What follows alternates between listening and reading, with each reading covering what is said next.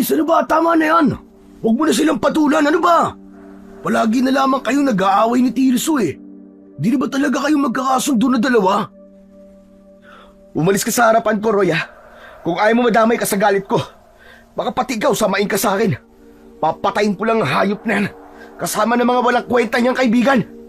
Kung dati pinapalampas ko ang lahat ng mga sinasabi nila tungkol sa nanay ko, ngayon hindi na. Tatamaan na talaga sa akin ng mga hayop na yan. Tol, teka, sandali lang. Ano ba, huminahon ka muna, pwede ba? Huwag kang padadala sa galit mo. Ano ba kasi nangyari, ha? Ano naman ba ang ginawa sa'yo ni Tirso? Pare, sinisiraan niya ang nanay ko. Paano ako hihinahon? Alam mo ba kung ano ang mga narinig ko, ha, Roy? Sinabi niya na may relasyon si nanay at si Ninong Epi. Sarili niyang ama. Idadamay niya sa kalokohan niya. Hayop siya! Pare, huwag ka sana magagalit. Pero, alam ko rin ang tungkol sa kanila eh. Hindi ko lang sinasabi sa'yo dahil ganyan nga magiging reaksyon mo. Pare, totoo yun. Meron talaga silang relasyon, maniwala ka. Roy, pwede ba? Pati ba naman ikaw? Pambihira ka naman, oo. Alam ko ba magkakampi tayo, ha? Ha? Bakit sinasakayunan mo sinasabi ng kumag na yan? Pasensya ka na, tol. Pero, totoo talaga ang narinig mo mula kay Tirso. Kahit siya, hindi rin siya makapaniwala. Huwag mo akong pinaglololoko, Roy, ha? Ang mabuti pa umalis ka na sa harapan ko. Ano ba? Tapi sabi! Dala ng labis na galit nang may 30 taong gulang na binatang si Aris ay hindi niya pinakinggan ang sinabi ng kanyang kaibigan na si Roy. Agad niyang nilapitan ang lamesa ni Tirso at ng mga kasama nito. Saka itinaob niya sa gitna ng kalsada. Sumambulat ang mga alak sa lupa. Kasunod ng tunog ng kamao na tumatama sa muka ng 4 na lalaki. Bumagsak ang mga ito sa lupa, pero agad din naman na nakabangon at gumanti ng suntok kay Aris. Mabilis niyang nailagan ang suntok ng mga ito at gumanti siya ng sipa sa dibdib ng mga kalaban. Muling bumagsak ang mga ito sa nakataob na lamesa, kaya tuluyan nang nakuha nila ang atensyon ng mga tao na naroroon. Putok ang labi ni Tirso nang muli itong bumangon at umatake kay Aris. Tinamaan ang binata sa kanyang pisngi na nakapagpabagsak sa kanya sa lupa. Bigla siyang niluhuran sa tiyan ni Tirso habang nagmumura at pinagsusuntok siya sa kanyang muka. Ginamit ni Aris ang kanyang tuhod at tumama yon sa likod ni Tirso. Kaya ito naman ang bumagsak sa lupa. Pagkatapos ay niluhuran niya sa dibdib. 5 beses na tumama ang suntok niya sa mukha nito. Si Roy naman, na dismayado sa pag-aaway ng dating magkaibigan, ay umalis na lang at iniwan sila. Sa pagpapatuloy ng suntukan ni Aris at Tirso, nagsimulang magkagulo ang mga tao at pinaghihiwalay na silang dalawa. Parehong dumudugo ang labi at kilay nila. Nang magkahiwalay ang dalawa, ay malakas ang boses na nagbanta si Aris sa kaibigan. Ikaw na hayop ka! Sa susunod na marinig ko pa ang paninira mo sa nanay ko, papatayin talaga kita! At kapag napatunayan ko na totoo mga sinasabi ko, humanda ka sa akin, Aris. Ako mismo ang papatay sa'yo. Tandaan mo yan! Oo, tatandaan ko talaga, Tirso. Tignan ko lang kung hanggang saan ang tapang mo kapag napatunayan ko na nagkakamali ka sa mga paratang mo. Pagkalipas ng ilang minutong pagtatalo, dumating si Roy. Humahangos, pawisan ng muka at namumutla ang labi. Agad itong pumagitna kina Aris at Tirso. Aris, Tirso! Sumama kayo sa akin! Bakit ba? Tumabi ka nga dyan. Hindi pa ako tapos dito kay Tirso. Tama na nga muna ang pag-aaway nyo. Diyos ko naman, Aris, oh. Ang tatay at nanay mo, nag-aaway. Wala nang bago doon. Dati na sila nag-aaway, Roy. Kaya tumabi ka na dyan. At hindi pa ako nakakaganti ng suntok dito kay Tirso. Pero Aris, iba na to, tol. Patayan na to. Halika na. Sumama ka na rin sa amin, Tirso. Dahil kasama rin ng tatay mo. Halos makipag-unahan sa pagtakbo sa mga tao si Aris papunta sa kanilang bahay. Pagdating nila roon, nadatnan nila ang maraming tao. Nakikiusyoso sa loob ng kanilang tahanan. Bumundol ang kaba sa kanyang dibdib, lalo na nang makita niya ang mga tanod na naroroon. Hinawi niya ang mga tao sa labas para makapasok siya sa loob ng bahay, habang kasunod niya sina Roy at Tirso. Tabi! Magigiraan! Tumabi kayo! Tabi! Dumiretso si Aris sa loob ng silid ng kanyang mga magulang. Pakiramdam niya ay binuhusan siya ng malamig na tubig nang tumambad sa kanyang paningin ang 3 bangkay. Sina Mang Ipe, na tatay ni Tirso, at ang kanyang mga magulang na sina Aling Delia at Mang Molo. Nakahiga ang mga ito sa nag-iisang katre, duguan at pare-parehong nakadilat ang mga mata. Walang saplot sa katawan ang kanyang ina at tatay ni Tirso. Yun ang patunay na may relasyon nga talaga ang dalawa. Biglang nanginig ang mga kamay ni Aris. Hindi siya halos makapaniwala. Si Tirso naman ay lumapit ng tuluyan sa ama nito. Naluluwa ang mga mata at bumakas ang galit sa anyo. Maya-maya pa ay lumapit sa kanila si Lolo Igme, ang albularyo sa kanilang baryo. Ipinaliwanag nito kung ano ang nangyari sa kanilang mga magulang. Dahuli ni Bolo na nakikipagtalik si Delia kay Ipe. Kaya nagpag-abot sila dalawa. Aksidenteng nataga ni Bolo ang nanay mo, Aris. Gumanti naman si Ipe ng saksak kay Bolo. At doon na naganap ang pagpapalitan nila ng saksak at taga. Hindi namin sila naawat dahil pareho silang may sandata. Sa bilis na mga pagyayari, wala na rin ako nagawa para gamutin sila. Wala na silang pulso nang umakyat ako rito. Nakatungong pahayag ni Lolo Igme, habang si Aris titig na titig sa katawan ng kanyang mga magulang. Si Tirso naman, na hindi napigilan ang sarili, ay biglang lumapit kay Aris at kwinelyuhan siya nito sa damit. Ano? Nakita mo na? Ano masasabi mo ngayon? Ano? Magsalita ka! Kung nakinig ka lang sana sa akin kanina, hindi sila mamamatay. Kasalanan mo to. Kasalanan mo to! Wala akong kasalanan, Tirso. Ang tatay mo sumira sa pagsasama ng mga magulang ko. Kaya bakit parang ako pa ang sinisisi mo, ha? Kung tutuusin, ang tatay mo talagang may kasalanan dito. Kaya wag mong ibaling sa akin ang sisi. Aris, Tirso, pwede ba tama na yan? Tama na yan, ano ba kayong dalawa? Pareho kayong nawalan ng mahal sa buhay. Kaya wag na kayong magsisihan. Pambira kayong dalawa, oo. Wala na rin naman magbabago eh. Wala na. Patay na sila. Oo, patay na sila, Roy. Pero dalawang nawala sa akin. Kaya kulang pa ang nawala kay Tirso. Ang dapat sa kanya, sumunod na rin sa walang kwenta niyang ama. Hindi na napigilan pa ni Aris ang bugso ng kanyang damdamin. Agad niyang sinuntok sa muka si Tirso.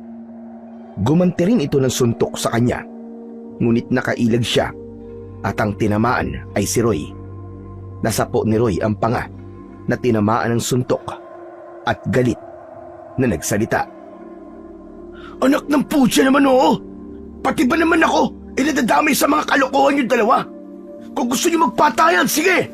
Tuk kayo sa labas. Total, ayaw niyo rin namang magpaawat eh. Sige na, sa labas niyo iraos ang galit niyo at pabayaan niyo na lamang na nakatiyaya ang mga magulang niyo sa katre na yan habang pinagpipiesta ng mga chismoso at chismosa ang kanilang mga bangkay. Sige, magpatayan na kayo.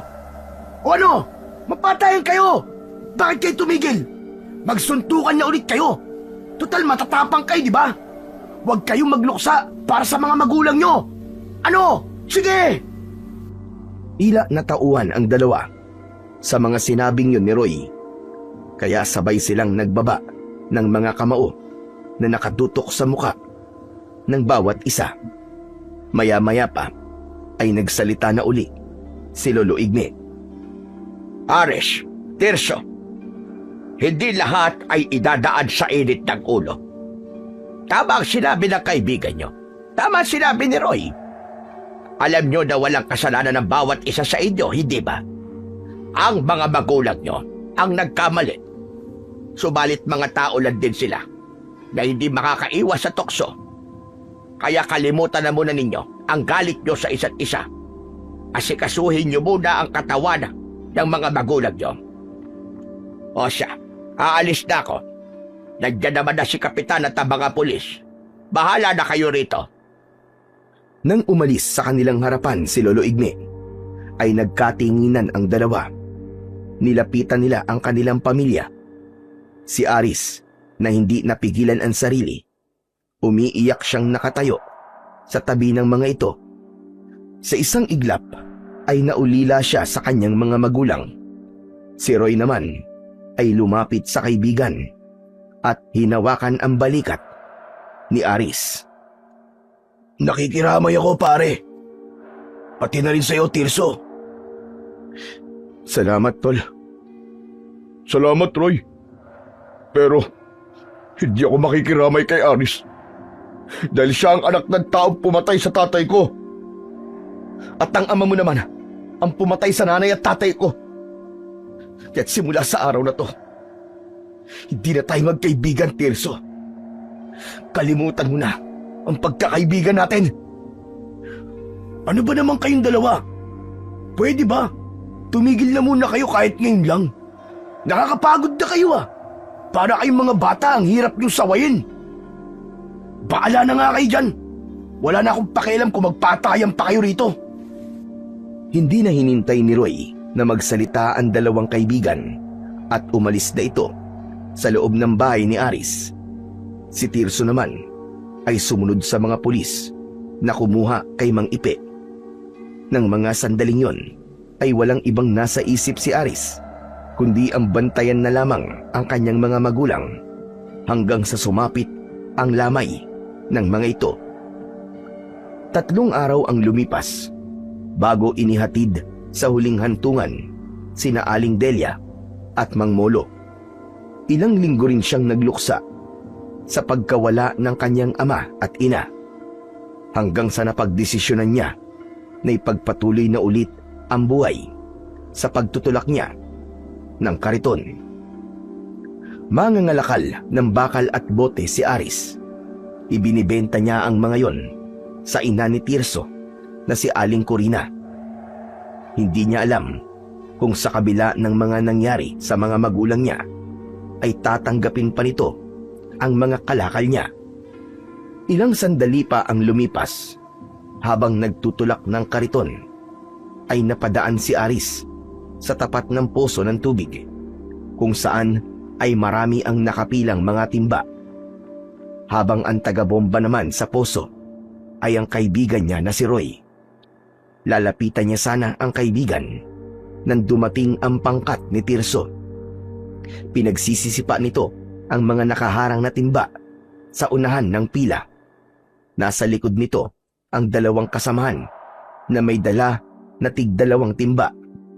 Magmula nang mamatay ang ama nito, ay naging siga na ito sa kanilang lugar. Palagi na itong pinagsisimulan ng gulo. Sa una, ay hindi niya ito pinakikialaman. Pero nang makita niya na nananakit na ito ng ibang tao, ay hindi na siya nakatiis. Nilapitan niya si Tirso. Pare, ano bang ginagawa mo ha? Huwag mo akong matawag-tawag na pare ah. Hindi kita kumpare. Nang mamatay ang ama ko, pinutol ko na rin ang ugnayan natin sa isa't isa. Di ba? Nanggaling din yun sa mismong bibig mo. Kaya wag mo akong pinakikialaman. Umalis ka sa daraanan ko kung ayaw mo samain sa akin. Magmula nang mamatay ang tatay mo, nagkaganyan ka na, Tirso. Dinaig mo pa ako na namatayan ng mga magulang. kung umasta ka, parang ikaw lang ang apektado ah. Baka nakakalimutan mo, 2 nawala sa akin. Samantalang sa'yo, 1 lang. Maawa ka naman sana sa mga taong ginugulo mo. Kahit 1 o 2, pareho lang ang sakit nun.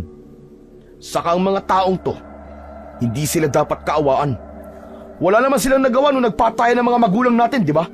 Sa halip, pinagpiestahan lang nilang lahat ang buhay natin. Kaya para sa akin, ang dapat sa kanila pahirapan din.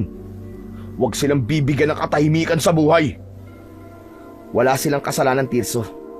At wala kang karapatan na gawin sa kanila ang mga sinasabi mo. Ang totoong may kasalanan sa lahat ng mga nangyari sa kanila ay ang ama mo. Isa pa, bakit pati ang mga timba ay pinagdidiskitahan mo? Hindi mo ba alam na marami ang umaasa sa tubig na ilalagay sa mga timba na yan, ha? Pakailan mo ba? Bakit ba, ha? Timba mo ba ang sinisipa ko? Hindi naman, di ba? Yun na nga ang hirap sa'yo, Tirso eh. Timbalang na mga taong walang kalaban-laban ang kaya mong sipain. Bakit hindi na lang akong sipain mo nang makita mo ang hinahanap mo? Dahil sa tensyon, sa palitan ng pagtatalo ni na Aris at Tirso, napilitan na naman si Roy na pumagitna sa dalawa. Oh, ano na naman ba to? Tumigil na nga kayo. Magsisimula na naman ba kayong dalawa ng away? Tigilan mo ako, Roy, ha? Nakita mong ginagawa ng hayop na to, di ba? Huwag ka magbulag-bulagan sa lahat ng ginagawa ng kumag na to. Ano sabi mo? Tinawag mo akong kumag? Bakit? Ano bang gusto mong itawag ko sa'yo, ha? Tirsong kumag? O ba't talagang gusto mo ng away, ha? Tirso, binabalaan kita. Kung gusto mong tumagal sa baryong to, pumila ka ng maayos. Magpakatino ka. At kung naghahamon ka ng away, pues, pagbibigyan kita. Hinding-hindi kita uurungan. Ay nako, ano ba yan? Ba't ba ang hilig yung dalawa sa away, ha? Ang hilig yung makialam sa isa't isa eh. Hindi naman sana ako makikialam, Roy eh. Kaya lang, ang sakit sa mata ng mga pinaggagawa ng lintik na to eh. Ang gusto niya ay mauna sa pag-iigib ng tubig. Pagsabihan mo ang kaibigan mo nang magtinuyang hayop na yan. Eh mainit eh. Gusto ko na maligo eh. Ikaw lahat na lang pinakikialaman mo eh, no? Saka ano sabi mo? Magpakatino ako? Huh. Eh paano kung gusto ko palagi ng away? Ha? Papalag ka ba? Hindi na sinagot ni Aris ang tanong na yon ni Tirso. Lumipad na kagad ang kamao niya sa mukha nito. Muling sumiklab ang labanan sa pagitan ng dalawa. Matira ang matibay. Bawat isang suntok ni Aris, may ganti rin na isang suntok mula kay Tirso. Si Roy naman, na napuno na sa dalawa, ay hinayaan na lamang nitong magsuntukan ang dating magkaibigan. Habang ang 2 lalaki na kasama ni Tirso ay tutulong sana, ngunit maagap na pinigilan ni Roy ang mga ito. Sige, subukan niyo tumulong sa kanilang dalawa at ako na mismo ang makakalaban ninyo. Pabayaan niyo silang dalawa na magsuntukan nang magkasukatan na sila ng lakas at tapang. Total, pagod na rin naman akong awatin silang dalawa eh. Kayang mabuti pa, pabayaan na lamang sila magpatayan nang matapos ng kanilang pagtatalo. Dahil sa komosyon ng pagsusuntukan ng dalawa, ay dumagsana naman ang mga tao na nakikiusyoso sa nangyayari. Sa puntong yun, nasa ilalim na si Tirso habang nasa ibabaw si Aris at panay ang pagpapakawala ng suntok sa mukha nito. Matagal na ako nagtitimpi sa yung hayop ka, kaya babasagin ko na talaga ang pagbumuka mo. Napakayabang mo talaga! Humanda ka sa akin! Papatayin kita! Hindi ako natatakot sa'yo. Sa susunod na may inapi ka na naman na tao sa baryong to, manghihiram ka na talaga ng mukha sa aso. Wala kang kinalaman sa ginawa ko kanina. Ikaw itong sumugod, di ba? Kaya ikaw ang nagsimula ng gulo. Hindi mo nga ako pinakikialaman, pero pinakikialaman mo mga tao dito. Kapag may pinakialaman ka pa sa mga taga rito, parang ako na rin ang pinakikialaman mo. Kaya ngayon, ako naman ang makikialam sa'yo. Nagpatuloy sa palitan ng suntok ang dalawa hanggang sa biglang dumating ang mga tanod ni Kapitan. Inawat sila ng mga ito at pinaghiwalay Maya-maya pa ay dumating na rin si Lolo Igme. Dismayado itong napatitig sa muka ni na Aris at Tirso. Talagang hindi na ba kayo titigil na dalawa? Hanggang kailan ba matatapos sa pag-aaway ninyo? Dati kayo magkaibigan na. Bakit kayo umabot sa ganito? Kasi ang lintik na yan eh. Mahilig makialam sa ginagawa ko. Dahil mali ka, Tirso. Alam ko kung anong ginawa mo kanina. Kaya kayo nagsuntukan ni Aris. Sige, kampihan niyo pa ang lalaking yan. Total, siya naman ang maginoong barumbado sa lugar na to eh. At ako ang palaging masama sa paningin ninyong lahat, di ba? Mabuti naman at alam mo. Tumigil ka na, Aris. Palaging ikaw rin ang nagsisimula ng gulo. Palagi ninyong idinadaan sa init ng ulo ninyo. Bakit hindi kayo magkasundo?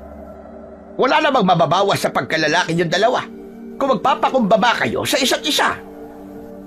Kahit kailan, hindi ako susuko sa hayop na yan. Itaga niyo sa bato. Hindi na may babalik sa dati ang pagiging magkaibigan namin, Lolo Igme. At hindi rin ako magpapakumbaba sa kanya. Tsaka sandali nga lang, Lolo Igme. Bakit ba kayo nakikialam sa amin, ha? Lolo ba kita? Hindi kita kaano-ano, ah. Isa pa, wala kang pakialam sa akin. Kaya umayos ka. Hindi porket matanda ka eh. Hindi na kita papatulan. Hindi rin naman ako pumapatol sa mga taong nag-iisip mata. Isa pa, may pakialam ako sa inyo dahil ako ang pinakamatanda sa lugar na ito. Ako magtutuwid sa maluktot ninyong pag-uugali. Tumigil ka na, pwede ba? Wala kang kinalaman sa buhay ko. Wala kang ambag. Pamilya mo ang asikasuhin mo. Siya nga pala, wala ka nga palang pamilya. Hindi na rin ako magtataka kung nabubuhay ka na mag-isa. Nabubuhay nga ako na mag-isa dahil mas pinili ko magbantay sa baryong ito. Iniwan ko ang pamilya ko para gamutin ang mga may sakit sa baryong ito. Eh ikaw, ano ba nagawa mo tama sa baryong ito? Sige nga, magsabi ka kahit isa. Lintik, wala akong panahon makipagtalo sa inyo. O ano, nakita mo na? Pati matanda, hindi mo na ginagalang. Bastos kan talaga. Ewan ko sa inyo. Magsama-sama kayong lahat. Mga buwisit, mga peste kayo sa buhay ko. Pagkasabi ni Tirso nun, ay agad na itong tumalikod sa kanila. Kasama ang dalawa nitong kaibigan. Naiwan sina Roy, Aris at Lolo Igme na nagkatinginan sa isa't isa. Iiling-iling ang matanda na umalis sa lugar na yon, kasama ang mga taong nakikiusyoso. Si Aris naman, pinunasan ang dugong umaagos sa kanyang labi. Ano? Masaya ka bang nairaos ang galit mo, ha, Aris? Sabihin mo. Isa ka pa. Nakita mo na kaninang ginawa ni Tirso eh. Pero wala kang ginawa. Hindi ko alam kung kaibigan pa ba kita eh. Ni hindi mo man lang inawat si Tirso. Kawawa naman ang mga tao na nakapila kanina. Nasira pa tuloy ang kanilang timba. Alam mo, ikaw na yata ang kilala kong barumbado na mahilig tumulong sa kapwa. Nasa bangkariton mo. Marami ka na bang nakuwang kalakal? Pag-iiba ni Roy ng usapan para hindi mabaling sa kanya ang galit ng kaibigan. Wala pa ako nakukuhang kalakal. Nawala na pati ako ng gana. Nakakainis talagang buhay to, oo. Buisit. Teka, oo nga pala. May iba ako ng usapan, Aris. Alam mo na ba yung balita? Si Tirso kasi, hindi pa rin niya alam eh. Ano ba yung balitang sinasabi mo? Pare, huwag ka mabibigla ah. Ang puntod kasi ng mga magulang mo. Natagpuan namin na butas at nawawala ang kanilang katawan sa loob ng kanilang ataol. Ano ka mo? Sinasabi ko na nga ba't mabibigla ka eh. Teka, ano nangyari? Sinong kumuha sa katawan ng mga magulang ko? Hindi kaya ang hayop na Tirsong yon? Kinuha niya ang katawan ng mga magulang ko para gumante? Anak naman ng tokwa, oo. Paano mo naman naisip na si Tirso ang kumuha sa mga magulang mo? Samantalang nawawala rin si Mang Ipe. Nakabukas din ang kanyang ataol. Panigurado na magwawala sa galit si Tirso kapag nalaman niya ang nangyari. Halika Roy, sama mo ako. Gusto kong makita ang puntod nila. Tara! Agad na nagpunta ang magkaibigan sa sementeryo. Pagdating nila roon, ay nadatnan nila si Tirso. Nakatayo sa harap ng puntod ng ama at nakita na rin ito ang nangyari kay Mang Ipe, maging sa mga magulang ni Aris. Naku po, naloko na. Alam na din ni Tirso ang nangyari kay Mang Ipe. Malalaki ang hakbang na lumapit si Tirso.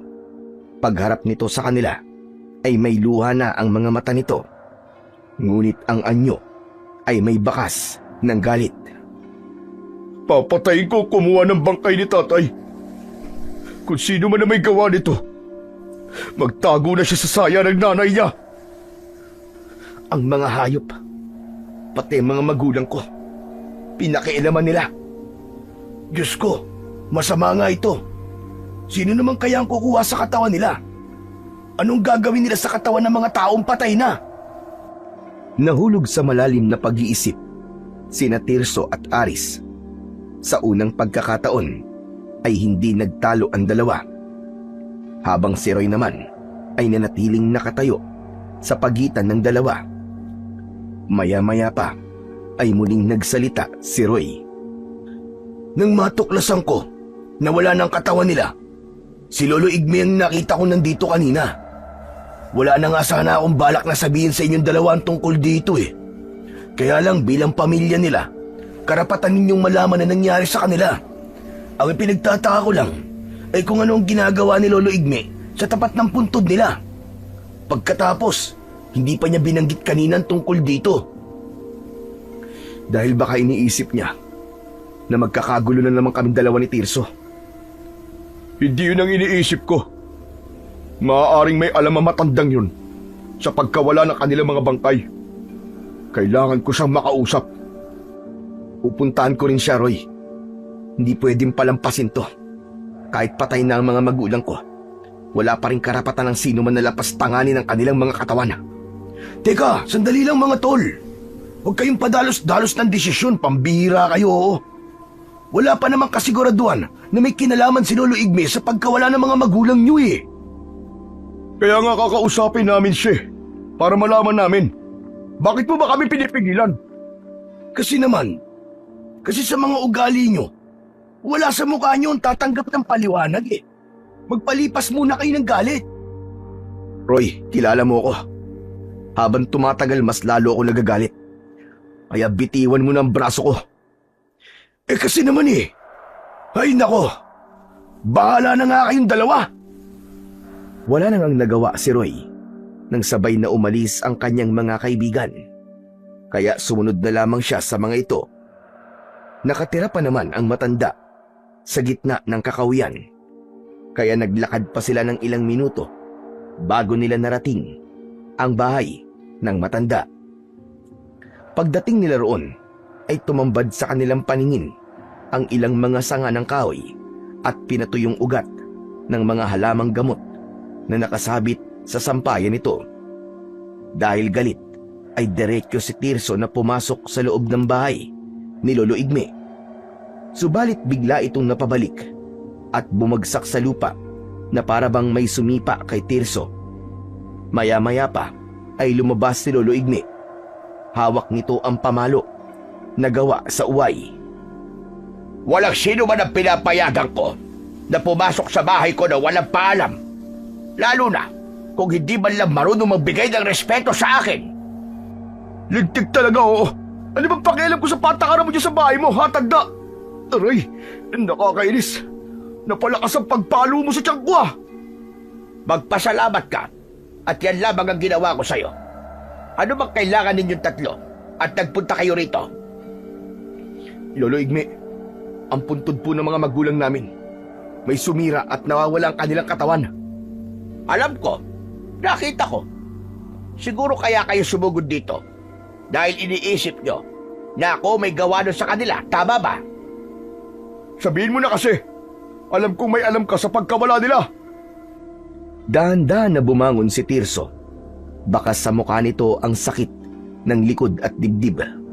Si Aris naman ay titig na titig sa mukha ng matanda. Habang si Roy naman ay nakikinig lamang sa mga ito. Wala akong alam sa mga ibinibintang niyo sa akin. Kaya sige na, makakaalis na kayo. Hindi kami aalis dito hanggat hindi namin nalalaman kung sino ang kumuha sa kanila. Bakit po nawala mga magulang ko, Lolo Igme? Sumagot po kayo. May kumuha sa kanila.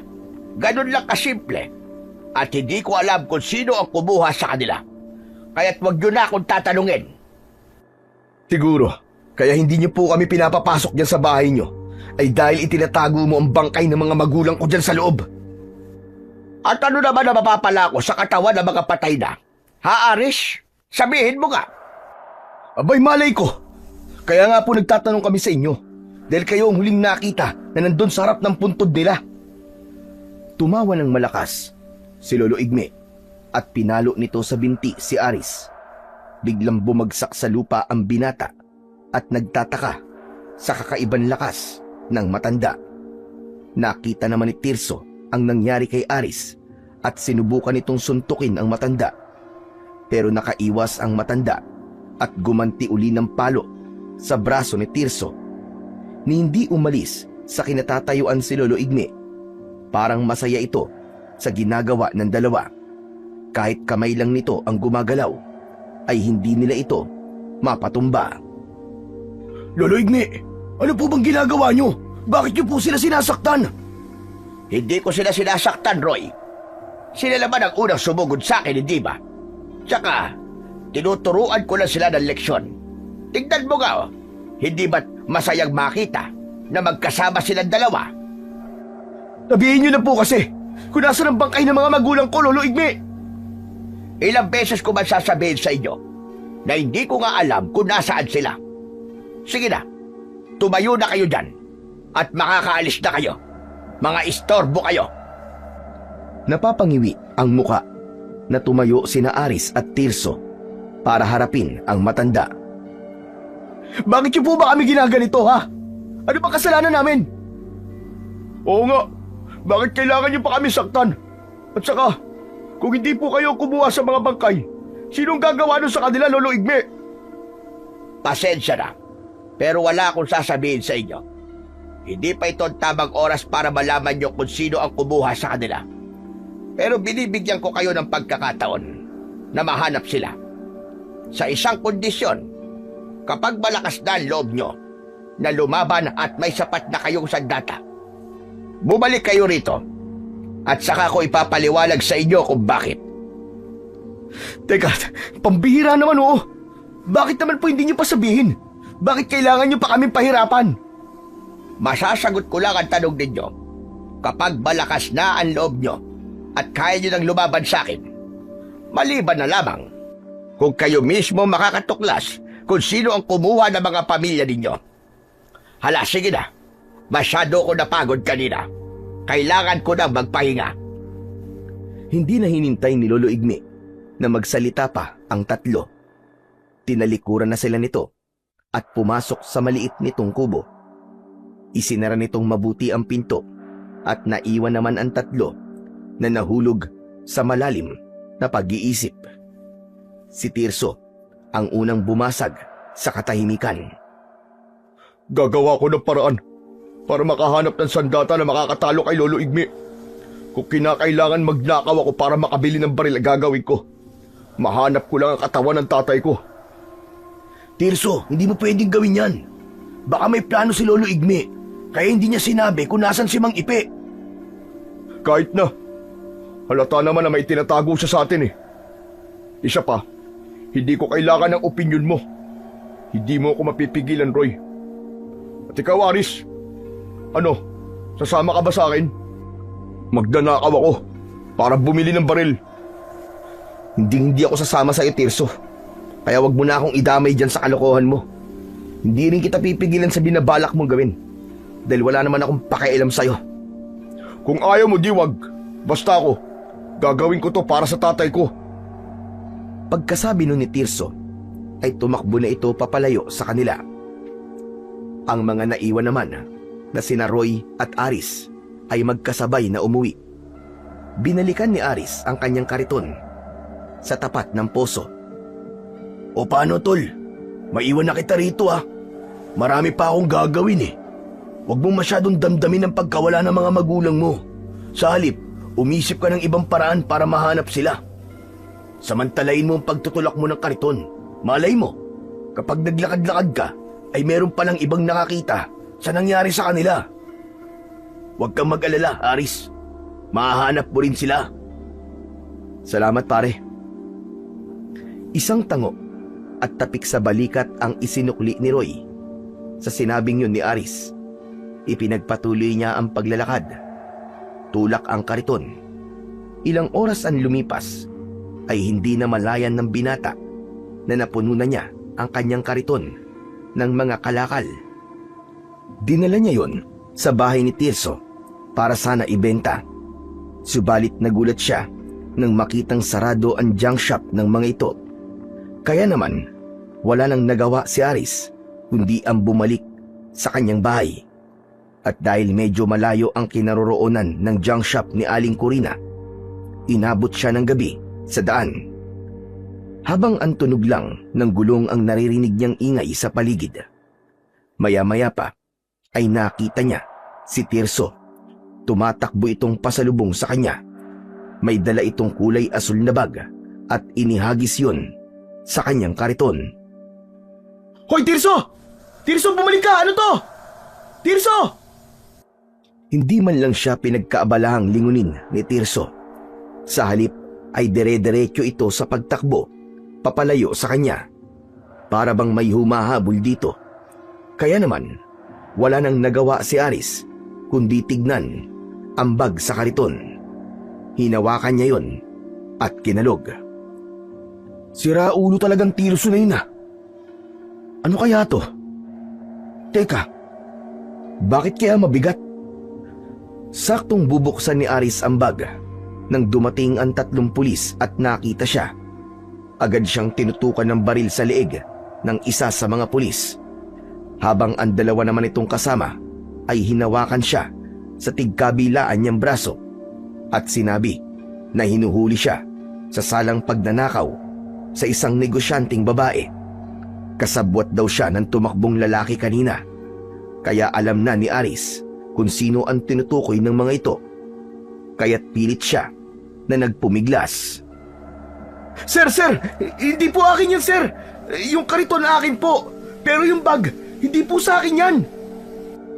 Kahit na anong gawin na paliwanag ni Aris sa mga pulis na humuhuli sa kanya, ay hindi maniwala ang mga ito. Lalo na ang pulis na may hawak sa kanyang damit at nagtutok ng baril sa kanyang muka. Sinabi ng lalaki na lumang tugtugin na raw ang kanyang dahilan. Alam na raw nito ang ganong mga palusot. Sir! Sir naman, pakinggan niyo naman po ako! Bakit hindi ang tunay na kriminal ang huliin ninyo? Namumulot lang naman ako ng basura eh. Nangangalakal lang po ako, sir. Hindi po ako magnanakaw. Ito nga po ang karton ko. Maniwala kayo. Talagang inihagis lang po sa akin yan. Wala po talaga akong alam dyan, sir. Habang nagpapaliwanag si Aris sa isang pulis, ay panay na ang tulak ng mga ito sa kanya. Dala ng labis na galit ng pulis, ay ipinataas pa sa kanya ang 2 niyang kamay at sa presinto na raw siya magpaliwanag. At kung magmamatigas pa raw siya, ay mapipilitan daw ang mga ito na paputukan siya. Wala siyang mahingian ng tulong para ipagtanggol siya sa mga pulis dahil gabi na ng mga oras na yon. Isa lang ang tumatakbo sa kanyang isip. Yun ay kung paano siya makakatakas sa mga pulis. Sir, teka, sandali lang naman, sir. Pakinggan niyo naman ang sinasabi ko. Wala po talaga akong alam sa pagnanakaw na yan, sir. Marangal po ako naghahanap buhay. Hindi po ako nananamantala ng ibang tao, sir. Imbis na pakinggan ng mga pulis si Aris, ay sinipa siya nito sa likod. Dahilan upang mapabilis ang paghakbang niya. Ngunit biglang nagbago ang simoy ng hangin na parabang nabubulok na karne ng hayop.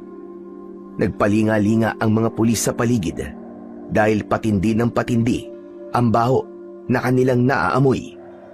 Ilang sandali pa ay biglang napatigil sa paglalakad ang mga ito. Sa unahan ng kanilang daan ay nakatayo ang isang nilalang. Nakangisi itong umaangil habang ang balikat ay taas-baba. na parabang hinahabol ang sariling hininga. Sumigaw ang isang pulis sa unahan para tanungin kung sino ito. Subalit bigla na lamang itong tumalon ng mataas. Sakto ang pagbagsak nito sa mga pulis na nasa unahan ng kanilang daan. Mula sa kanilang harapan ay kitang-kita nila ang nilalang na ibinuka ng malaki ang bibig nito. Kasya ang ulo ng tao, sabay kagat sa ulo ng pulis. Nilunok nito ng buo ang pulis, saka tumingala sa langit. Nanlaki ang mga mata ni Aris nang bumagsak sa lupa ang pugot na katawan ng pulis, habang nagkikikisay at bumubulwak ang dugo. Sa takot ng dalawang natitirang pulis, pinaputukan ng mga ito ang halimaw, ngunit hindi tinatablan ng bala ang katawan ng aswang. Kaya wala nang inaksayang oras si Aris. Mabilis siyang tumakbo papalayo sa lugar na yon. Diyos ko! Diyos ko po, tulungan niyo po ako! Iligtas niyo po ako sa nilalang na yon! Dahil sa nararamdaman na takot, hindi na nilingon ni Aris ang nilalang na abala sa paglantak sa ulo ng mga pulis. Halos hindi lumapat ang kanyang mga paa sa lupa dahil sa pagmamadali. Sakto na makakasalubong niya si Roy. Agad niyang hinila ang kamay nito pabalik sa bahay ni Tirso. Teka, sandali, tol! Ano ba nangyayari? Bakit tayo tumatakbo? Huwag ka na magtanong, Roy. Ang mahalaga, makaalis na kagad tayo sa lugar na to. Ayaw pa sanang sumama ni Roy, pero mapilit si Aris. Agad silang tumakbo at tinahak ang daan papunta sa bahay ni Tirso. Pagkalipas ng ilang sandali, narating na nila ang bahay ng kaibigan. Mabuti na lang at nakabukas ang pintuan nito. Walang paalam na pumasok ang dalawa sa loob ng bahay ni Tirso. Nadatnan nila si Tirso na nagmamadali sa pagpalit ng damit. Si Aris na hindi napigilan ng sarili ay bigla na lang sinuntok sa muka si Tirso. Teka, sandali lang, Aris! Ba't mo sinuntok? Oo nga naman, Aris. Bigla mo nila sinuntok si Tirso. Bakit ba? Ang hayop na yan, Roy. Ipinahamak niya ako sa mga pulis. Nagnakaw siya ng bag, tapos sa kariting ko tinapon. Mabuti na lang nakatakas ako. Tirso, totoo bang sinasabi ni Aris? Nagnakaw ka na naman. Oo na. Nagnakaw na naman ako. Eh ano naman ngayon kung nagnakaw ako? Pakinyo ba? Hindi naman sana magkakaproblema eh kung hindi pinairal ni Aris ang kahinaan ng kanyang isip. Ang lintik na to. Sinisi mo pa ako? Sino walang isip sa atin dalawa, ha? Sino? Anak naman ng kamote, oo. Kung ganun, ginawa mo pa rin ang sinabi mo kanina, ha, Tirso? Oo nga, ang kulit mo naman eh. Isa pa, hindi ko naman sinasadya yun eh.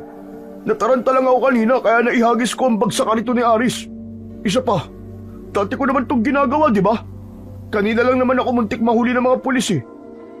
Pero kung nakisama lang sana to si Aris, hindi sana mangyayari yun. Tsaka hindi naman natuloy ang paghuli sa'yo ng mga pulis ah. Dahil nandito ka pa. Kaya ano bang problema mo? Ba't ang hayop na to? Anong problema ko? Ikaw! Ikaw ang problema ko! Aris, tama na yan. Kahit nagkamali si Tirso, kaibigan pa rin natin siya. Wala akong kaibigan na masamang tao. Mandadamay ng kaibigan sa masama niyang gawain. Diyos! Lokohin mo ang lela mong panot, Aris. Huwag ka na magmalinis dyan. Bakit hindi ka nalang sumama sa akin sa pagnanakaw? Hoy, gusto ko lang ipaalam sa'yo na hindi ako sasama sa isa pagnanakaw. Hindi ako kagaya mo. Na dahil sa ginawa mo, parang idinamay mo na rin ako sa kalokohan mo. Ito ang tatandaan mo. Hindi ko na naisin na magnakaw. Hindi pa. Magnanakaw pa lang. Hoy Tirso, kilala mo ako, maliit pa lang tayo. Parehas na akong lumaban. Nagtiyaga akong magtulak ng kariton para mabuhay. Ngayon, isang iglap, idadamay mo kung hayop ka. Eh di ba nga, humingi na ako ng pasensya sa'yo kanina. Ano ba bang ipinuputok ng butsi mo ha? Hayop ka. Nang dahil sa'yo, markado na ako ng mga pulis. Paano pa ako magtatrabaho nito? Saan ako kukuha ng makakain ko sa araw-araw? Pagkain? Madali lang yan, Aris. Hindi problema yan. Hoy, kung galing lang din sa nakaw, hindi bali nang magutom ako. Bata pa lang ako. Sinikap ko ng maging marangal. Marangal ba yung nagtutulak ka ng kariton? Kahit na anong trabaho, basta't pinagpawisa mo sa legal na paraan at wala kang tinatapakan na kahit na sino na tao, marangal yun. Aris, gumising ka na. Alam mo, kahit anong hanap buhay ang pasukin mo, kapag nalaman nila na taga rito tayo sa baryong to, natambaan ng basura, ang tingin nila sa atin ay patapon ng buhay. Mahirap pa sa daga. Kagaya ng mga nabubulok na basura sa paligid natin. Sayang ang pagiging barumbado mo. Ginagamit mo lang sa pagtutulak ng kariton. Tirso, tama na yan. Nagsisimula na naman kayong dalawa eh. Roy, tumabi ka. Ipapamukha ko lang sa tao na yan ang totoong asal hayop. Barumbadong walang kwenta. Oo, tama ka, Tirso. Barumbado nga ako. Pero may kwenta ako, hindi kagaya mo. At para sa kaalaman mo, ang mga taong mahilig gumawa ng kasalanan para lamang ng ibang tao, may katapat na karma yan. Tandaan mo yan, Tirso. Kagaya ka lang din ng tatay mo. Masamang tao. Tuluyan nang nagpantig ang tenga ni Tirso. Sinuntok nito si Aris, ngunit gumanti rin siya ng suntok dito. Akma na sanang magsusuntukan ang dalawa nang biglang kumalabog ang bubong ng bahay ni Tirso.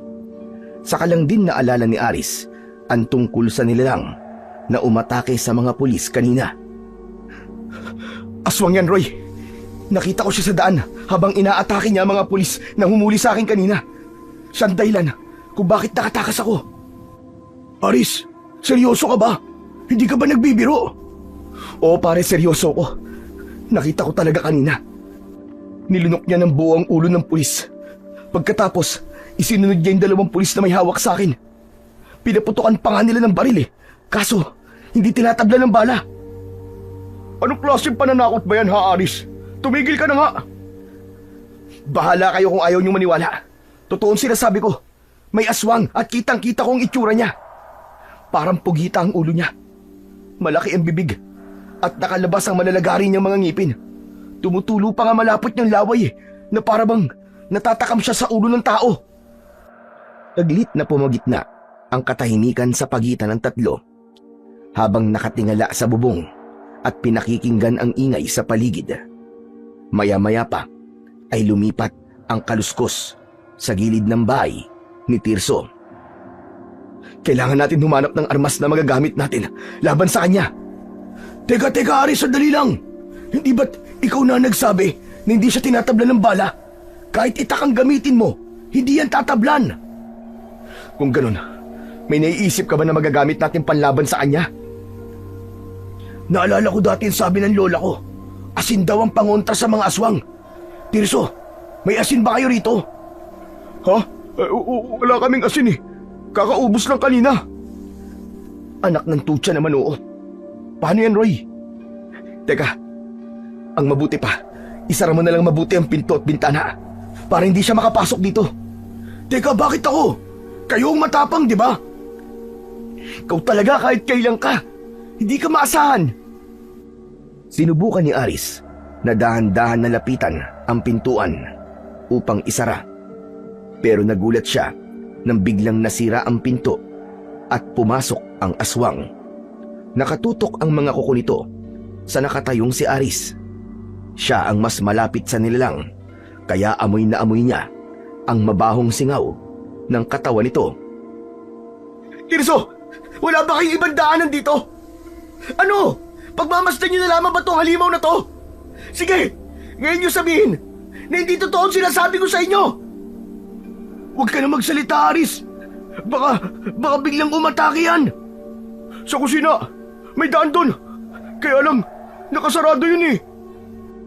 Unti-unting inihakbang ni Aris ang kanyang paa, palayo sa nilalang na nananatiling nakatayo sa kanilang harapan. Inilabas nito ang dila na parabang sa dila ng ahas. Nang mga sandaling yon, ay halos mabingi ang binata sa malakas na tibok ng kanyang puso. Hindi rin niya inaalis ang tingin sa nilalang. Nagulat na lamang sila nang bigla itong lumundag. Bumagsak ito sa harapan ni Aris. Kasabay ng pag-angil nito ang pagbuka ng malaki nitong bibig, habang hawak siya nito sa tigkabilaan niyang balikat. Naramdaman ni Aris ang pagbaon ng kuko nito sa kanyang laman. Roy! Roy, tulungan niyo ako! Tulungan niyo ako dito! Mabuti na lang si Roy ay nakakuha ng kahoy na pantukod sa bintana at pinukpok nito ng paulit-ulit ang ulo ng aswang. Si Tirso naman ay sinipa ang nilalang, kaya't nakabitaw ito sa pagkakakapit sa balikat ni Aris. Bumagsak ang nilalang sa saig, ngunit mabilis din na nakabangon. Wala na silang inaksayang oras. Sinira nila ang pinto sa kusina at mabilis na tumakbo sa labas.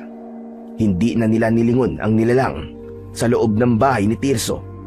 Namalayan na lamang ng tatlo na tinatahak na nila ang daan papunta sa bahay ni Lolo Igme. Halos hindi na lumapat ang kanilang mga paa sa lupa. Walang gustong magpahuli. Maririnig din ang kanilang mga sigaw ng paghingi ng saklolo kay Lolo Igme. Nakahinga lamang sila ng maluwag nang makita ang bahay ng matanda. Ngunit napansin nila na nakatayo na si Lolo Igme sa may pintuan at nakataas ang kamay nito na may hawak na pana. Sa una ay inakala ng tatlo na sila ang patatamaan nito. Lolo Igme, kami to!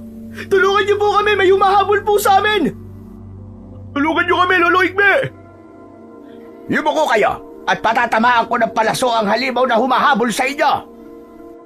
Sabay-sabay na yumuko ang tatlong magkakaibigan at lumipad ang palaso. Narinig nila ang malakas na pagsigaw ng aswang sa kanilang likuran. Kaya naman, habang nakayuko, ay sinulyapan nila ang nilalang. Hindi sila makapaniwala na napabagsak ni Lolo Igme ang aswang.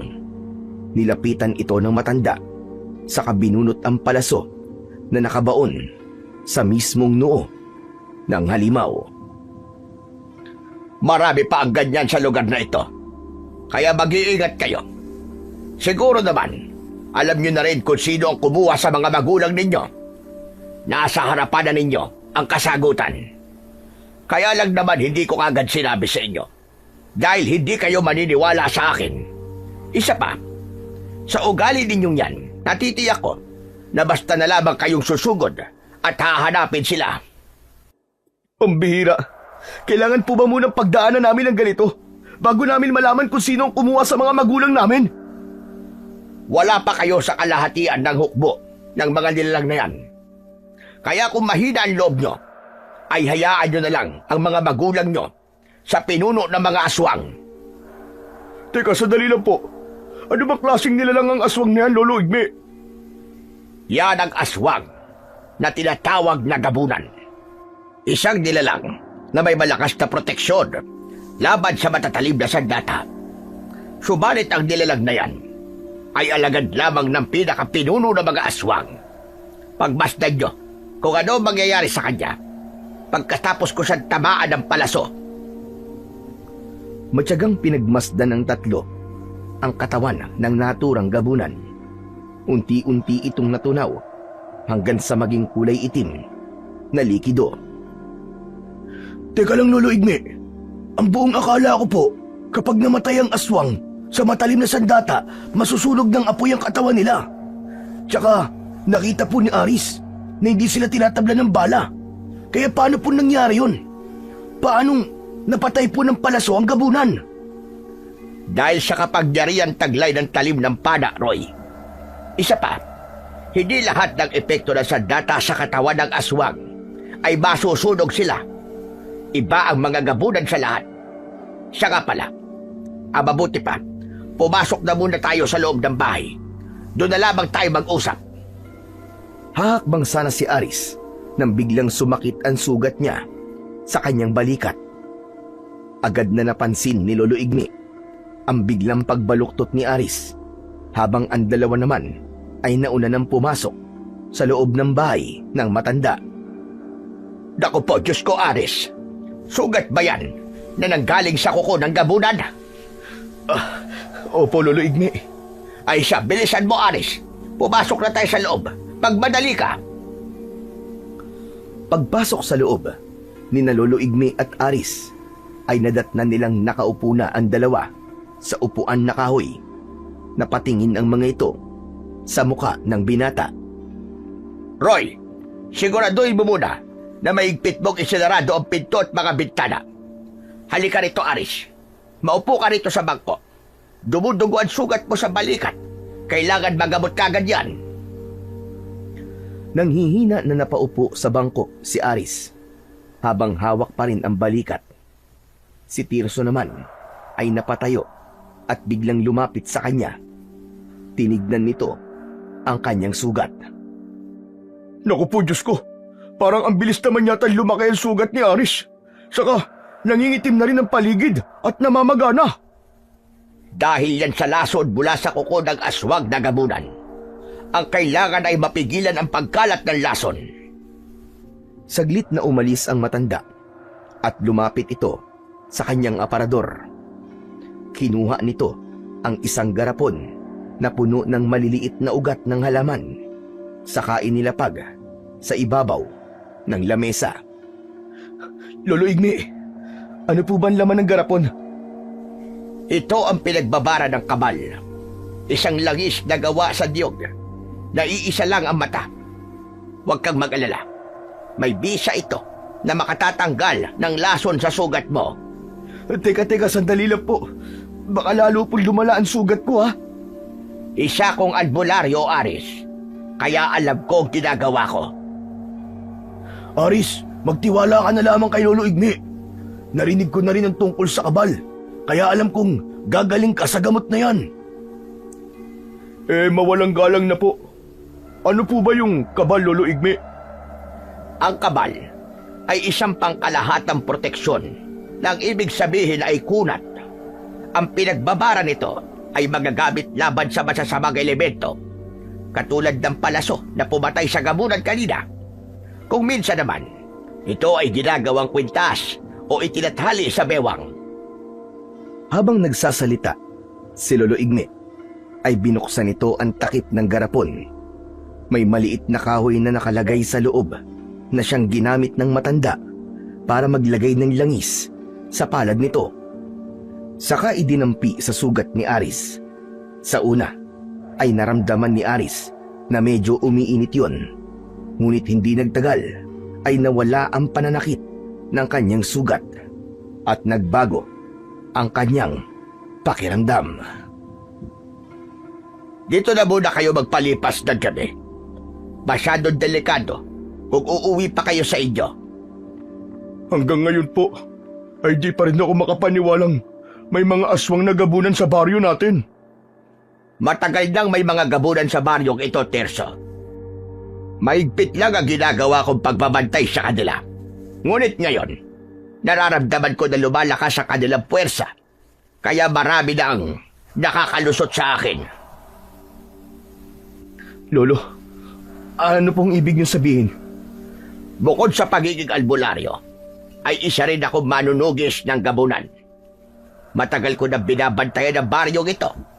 Sinisikap ko na walang makaalam ng tungkol sa kanila para sa pagpapanatili ng katahimikan sa lugar na ito.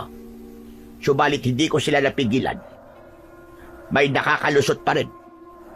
Ay dako, isa pa sa mga dumagdag sa mga alalahanin ko ay ang pagkawala ng mga bangkay sa sementeryo. Yun ang isa sa mga palatandaan ng muling pag-aasik ng lagim ng pinuno ng mga gabunan sa ating baryo. Kung ganun po, mababawi pa po ba namin ang katawan ng mga magulang namin? Walang kasiguraduhan na mababawi niyo pa ang mga magulang niyo. Lalo na kung nakuha na sila ng pinuno ng mga gabunan na may taglay na itim na kapangyarihan na kayang bumuhay ng patay. Teka, Lolo Igme. Ang ibig niyo po ba sabihin gagamitin ng pinuno ng mga gabunan ang mga bangkay para sa kanyang pag-asik ng lagim?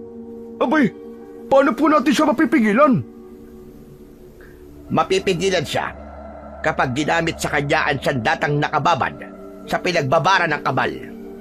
Katulad nitong langis na iginamot ko kay Aris. Sa oras na malagyan ng langis ang talim ng kahit na anong sandata, tatagos yun sa katawan ng aswang hanggang sa matunaw sila.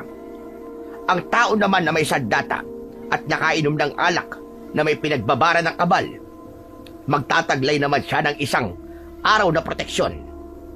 Pambihirang lakas at bilis, kukunat din ang kanyang balat, at hindi naman siya tatabla ng kuko o kahit na anong talim na gagamitin laban sa kanya. Si Roy naman, na kanina pa nakikinig, ay sumingit na rin sa usapan ng tatlo. Kung ganun po, may kapangyarihan po kayong taglay ng kabal, Lolo Igme. Kasi ang lakas niyo po habang nakikipaglaban kayo kina Aris at Tirso. Tama ka, Roy. Taglay ko nga ang proteksyon ng kabal. Lolo Igme, bigyan niyo po ako ng kabal. Tutulong po ako sa inyo para mabawi ko rin po ang mga magulang ko. Hindi yon magiging madali, Aris. Sapagkat hindi ako ang magpapasya sa pagbibigay ng kabal sa isang tao. Dahil ang kabal mismo ang kusang nagbibigay ng kapangyarihan sa taong karapat-dapat sa kanyang kapangyarihan. Sa makatuwid, magkakaroon ka lamang ng kapangyarihan niya kung ikaw na ang lalaking matagal ko nang hinihintay na lalaban sa pinuno ng gabunan. Paano ko po malalaman kung karapat-dapat po ako sa kabal? Kapag nakainom ka ng 3 lagok ng alak na may kabal, gagamitin ko sa iyo ang pana na pumatay sa gabunan kanina. Bukod pa roon, magpapakita muna ito ng mga senyales bilang unang pagsubok. Teka, ano po? Pambihira naman gusto ko pa po mabuhay. Wala po bang ibang paraan para malaman kung karapat-dapat po ako sa kabal? Wala na, Aris. Wala nang ibang paraan kundi ito lang. At sa oras na pumayag ka na panain ko, susukatin naman ito kung gaano katatag ang iyong loob. Mahirap po palang pagdadaanan bago magkaroon ng kapangyarihan, Lolo Igme. Tama ka. Ang tawag nga doon ay pagsubok, hindi ba? Kung hindi mo yun malalampasan, wala kang karapatan para sa kapangyarihan ng kabal. Saglit na nahulog sa malalim na pag-iisip si Aris at wala sa loob na nahawakan niya ang kanyang sugat. Nanlaki ang kanyang mga mata nang wala na siyang nararamdamang sakit mula roon.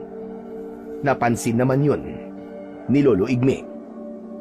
Kita mo na, ganyan kabisa ang kabal, Aris. Kaninang umaga, kaya hindi ko hinayaan na pumasok kayo sa bahay ko dahil ilang beses na akong pinagnakawan ng garapon na may laman ng kabal. Ang hindi nila alam, sa oras na pinakailaman nila ang garapon nang walang pahintulot ko, biglang mawawala ang lakas ng kanilang mga kamay at hindi nila maigagalaw yon hanggat hindi ko sila ginagamot. Nang mabanggit ni Lolo Igme ang tungkol sa pagnanakaw, ay napatingin si Roy at Aris kay Tirso. Oo. Bakit ganyan kayo makatingin sa akin, ha? Para maisip mo na ang pagnanakaw ay mali talaga, Tirso. Paano kung ang napagnakawan mo ng pera kanina ay may kakayahan na katulad ng kay Lolo Igme? Hiyari ka talaga pag nagkataon. Mawawalan ka talaga ng kamay. Totoo yan, Roy. Maswerte ka, Tirso, at walang alam sa mga ganitong bagay ang mga nabibiktima mo. Nako, pag nagkataon talaga, Tirso, at binalas-malas ka pa, patay ka talaga, bata ka. Teka. Tinatakot niyo naman na yata ako dyan, eh. Hindi kita tinatakot, Tirso. Nagsasabi lang ako sa'yo ng totoo. Ang pagnanakaw ay gawain lamang ng mga taong walang kontento sa sarili. Yung mga taong mapanlamang. Yung taong hindi masaya sa kung ano lang ang meron siya. Hindi naman po yun tungkol sa luho. Kaya ako nagawa yun, eh. Dahil bala ko pong bumili ng baril para hanapin si tatay. Hindi ko naman po akalain na ganito pala ang mangyayari, eh. Matagal ka nang nagnanakaw, Tirso. Kaya wag mo nang gamitin ang dahilan ng tatay mo para makagawa ka ng kasalanan.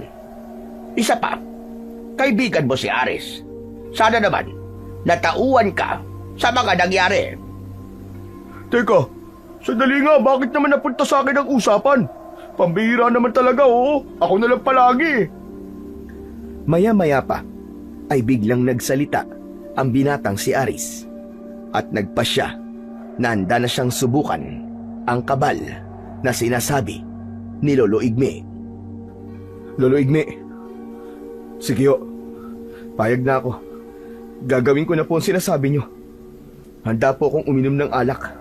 Gusto ko pong subukan ang bisa ng kabal. Sigurado ka na ba dyan, ha, Aris? Opo, kailangan ko po itong gawin para sa mga taong kailangan nating iligtas. At lalong-lalo na para sa mga magulang ko. Sus! Sigurado ko na wala ka naman magagawa. Puro ka lang yabang eh. Sinasayang mo lang ang oras ni Lolo Igme. Dahil sa sinabing yun ni Tirso, hindi na nakatiis si Roy. Lumapit ito kay Tirso. Ang mahalaga, Tirso, sinusubukan ni Aris kung paano siya makakatulong sa maayos sa paraan. Hindi kagaya mo na magnanakaw para lamang makahanap ng solusyon sa problema. Para saan ba ang ginagawa mo, ha? Hindi ba't idinamay mo pa nga si Aris sa kalokohan mo? Lintik ka? Teka, sandali nga. Bakit niyo ba ako pinagtutulungan? Kanina pa yung nangyari ah. Tapos na yun. Pinagsasabihan ka lang ni Roy, Tirso. Totoo ang sinasabi niya, kaya manahimik ka na lang. Hindi ko kailangan yun. Sige na, pagkampihan na kayo dyan. Ang hirap sa inyo eh. Palaging ako na lamang ang masama sa paningin nyo. Ang mabuti pa, magkanya-kanya na lang tayo. Teka, saan ka pupunta, Tirso? Huwag kang lumabas. Delikado pa ang umuwi. Wala na akong pakialam kung lapain pa ako ng mga gabunan. Ang mahalaga, hindi ko na makita ang mga pagmumukha ninyo. Nakakabwisit kayo. Hindi na napigilan ni Lolo Igme si Tirso nang umalis ito sa bahay. Naiwan ang tatlo na nag-aalala sa kaligtasan ng kaibigan. Paano na? Umalis na po si Tirso. Baka mapahamak po siya, Lolo Igme. Pabayaan mo siya, Aris. Masyadong matigas ang ulo niya. Kung siya nga na mismong may katawan, hindi nag-aalala para sa kanyang sariling kaligtasan, tayo pa kaya? Wala na tayong kasalanan kung merong mangyaring masama sa kanya. Hala, sige na, Aris. Maghintay ka rito at kukuha lang ako ng alak sa aparador ko. Saglit lang. Saglit na umalis nga ang matanda at pagbalik ay hawak na nito ang isa pang garapon na may laman na kulay pulang likido. Hinilapag muna ng matanda ang garapon sa ibabaw ng lamesa, saka naglagay ng alak sa baso at iniabot kay Aris. Sige na, inumin mo na itong alak. Nag-aalangan na tinanggap ni Aris ang baso, saka diretsyong ininom yun. 3 lagok ang ginawa niya, saka muling ibinigay kay Lolo Igme ang baso. Pakiramdaman mo at sarili mo. Sa oras na bigla ka mahilo, sabihin mo agad sa akin. Ngunit kung ang mararamdaman mo naman ay pag-iinit ng katawan at pananakit ng balat, ang ibig sabihin nun ay karapat-dapat ka sa kabal. Habang pinakikiramdaman ni Aris ang alak sa loob ng kanyang tiyan, si Roy naman ay matyagang naghihintay sa reaksyon ng katawan ng kanyang kaibigan. Ganon din si Lolo Igme na bakas ang pag-aalala sa muka. Ilang sandali pa ang lumipas ay naramdaman ni Aris ang pag-iinit ng kanyang buong katawan, maging ang kanyang tenga, kasunod ng pananakit ng kanyang balat. Namula ng gusto ang mukha ni Aris na animo ay mansanas. Nang makita yun ng matanda ay gumuhit ang ngiti sa labi nito. Magaling, Aris. Ngayon, na nalampasan mo na ang unang pagsubok, subukan naman natin ang pana para malaman kung taglay mo na ang proteksyon ng kabal na sinasabi ko. Hala, sige, tumayo ka. At hayaan mong tumama ang palaso sa katawan mo. Huwag kang iilag. Bahagi pa rin ito ng pagsasanay. Kinuha na nga ni Lolo Igme ang pana nito.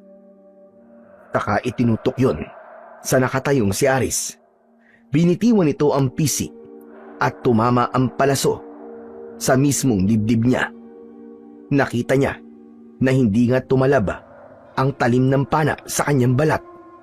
Nahulog lamang yon na parabang tumama yon sa isang goma.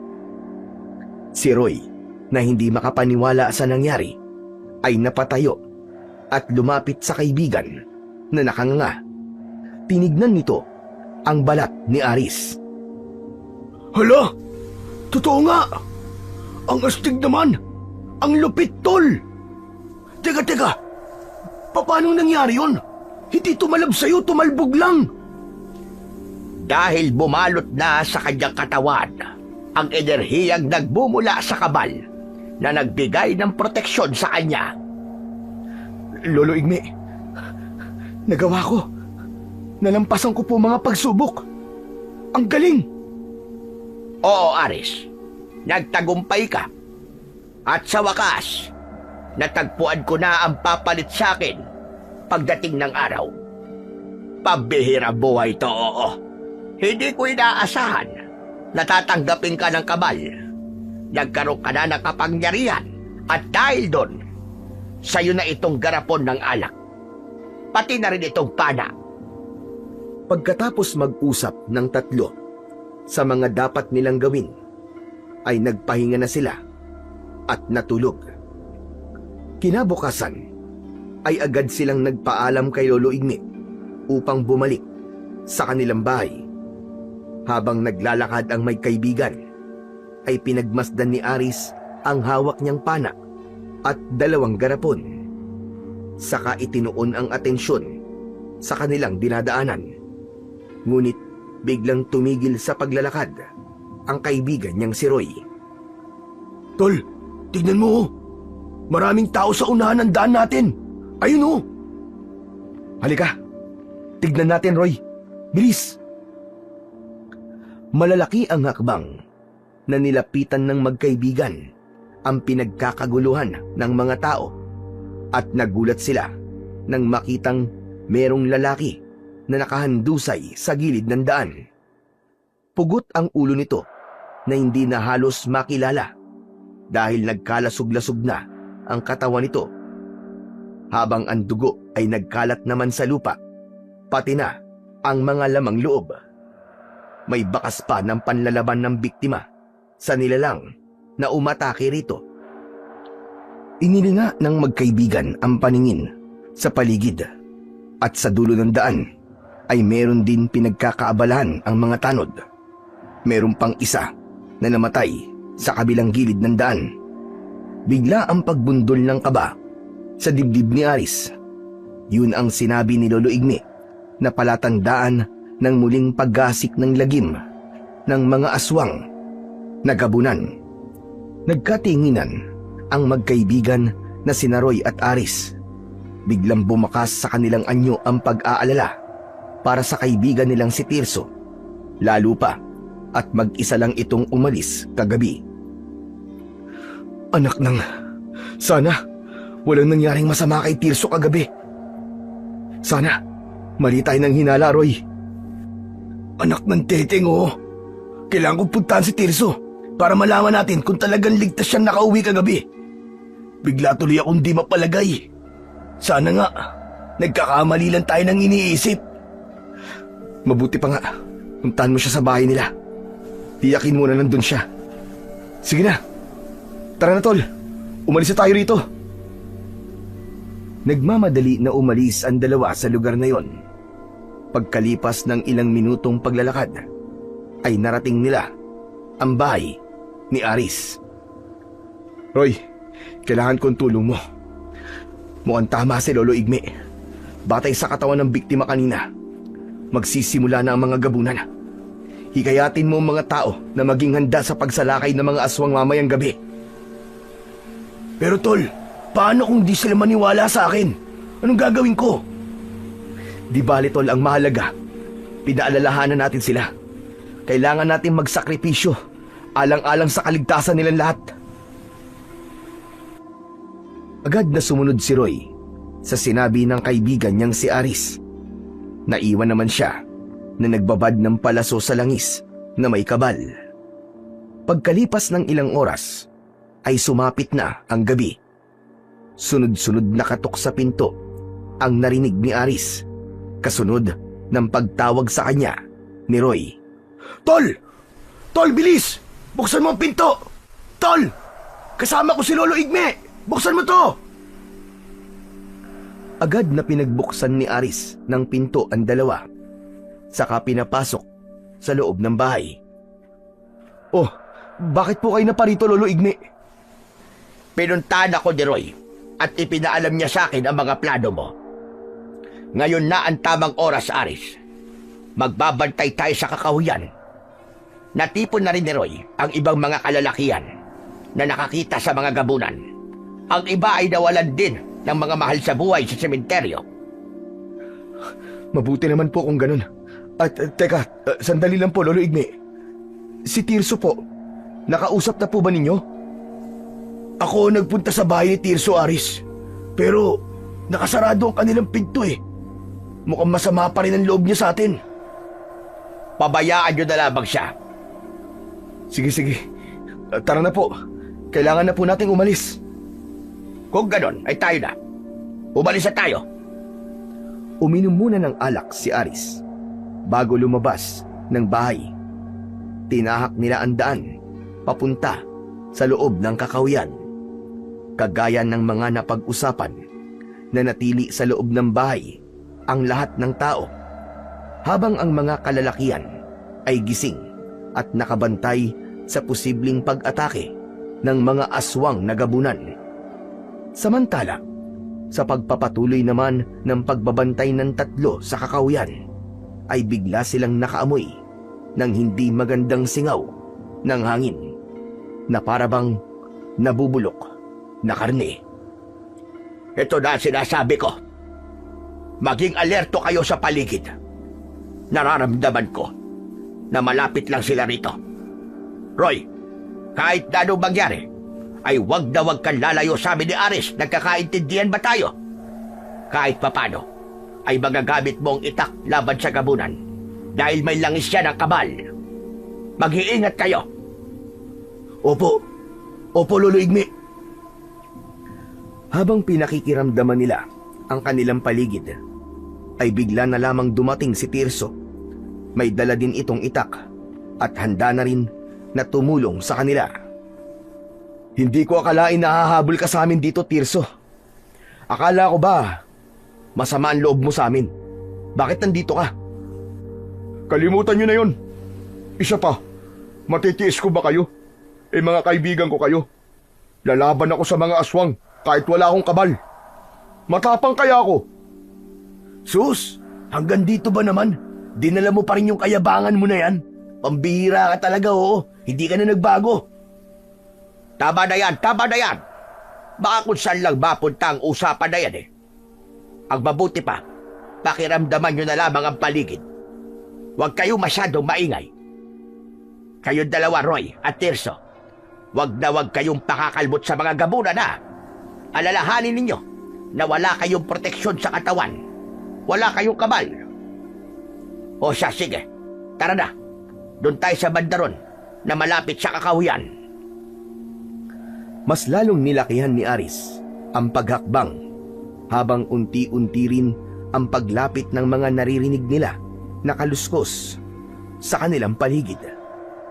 Sinubukan ni Aris na hilahin ang tali ng pana. Itinutok yun sa kakahuyan. At sa pagkakataon na yun, biglang lumitaw sa kanilang harapan ang napakaraming gabunan na nakatayo sa unahan lamang ng kanilang dinaraanan. Nagpakawala kagad ng palaso sina Lolo Igme at Aris. Tumama yon sa noo ng isang gabunan. Bumagsak ito sa lupa habang nagkikikisay ang katawan. Sinamantala nina Aris at Lolo Igme ang pagkakataon na natakot ang mga aswang sa kanilang ginawa. Sumugod sila sa mga ito kasama sina Roy at Tirso.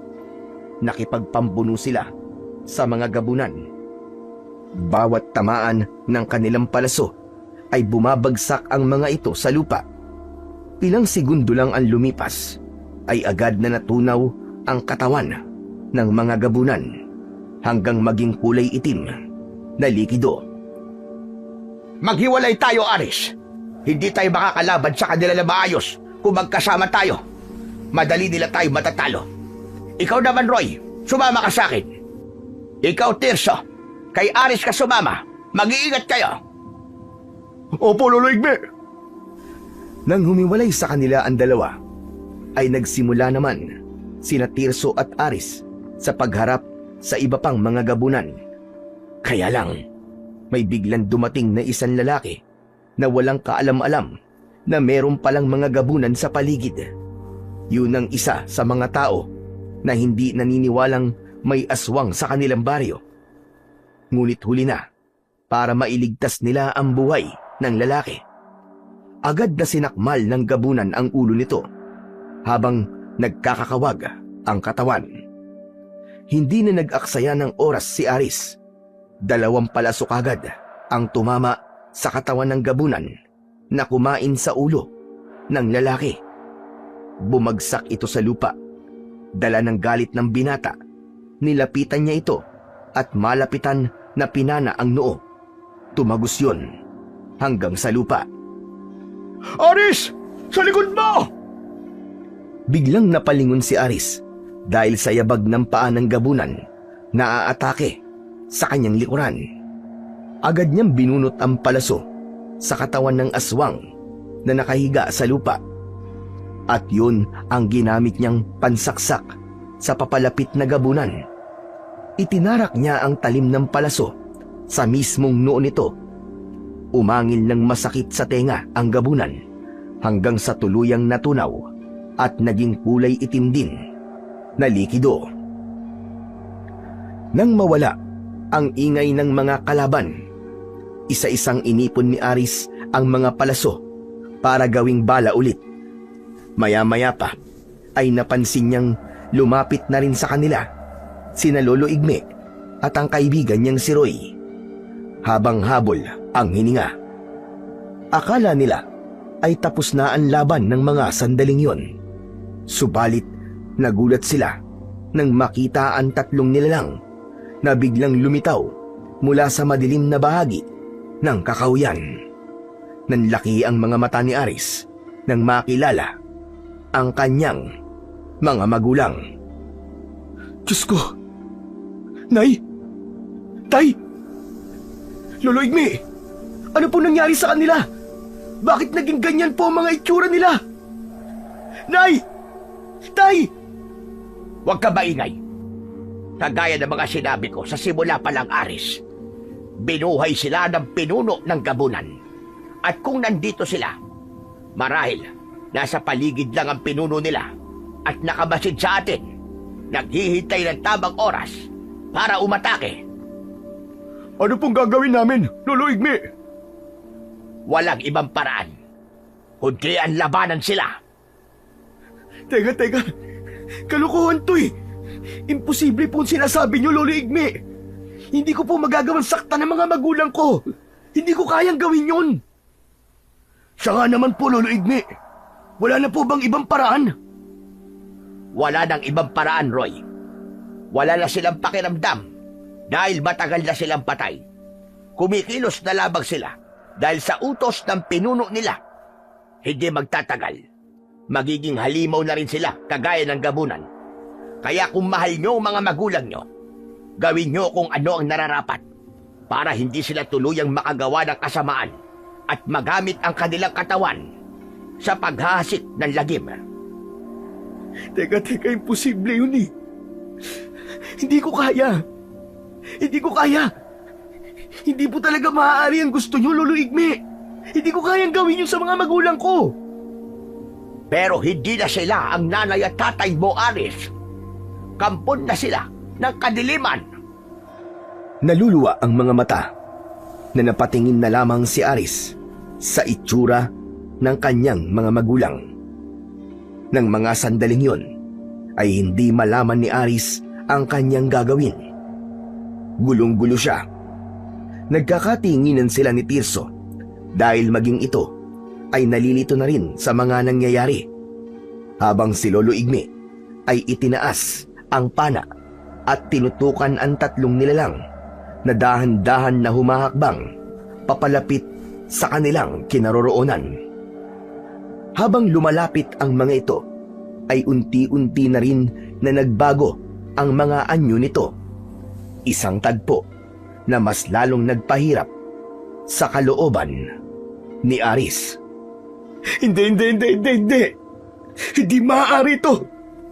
Nay, tay ako to. Tay, huwag kayo lalapit.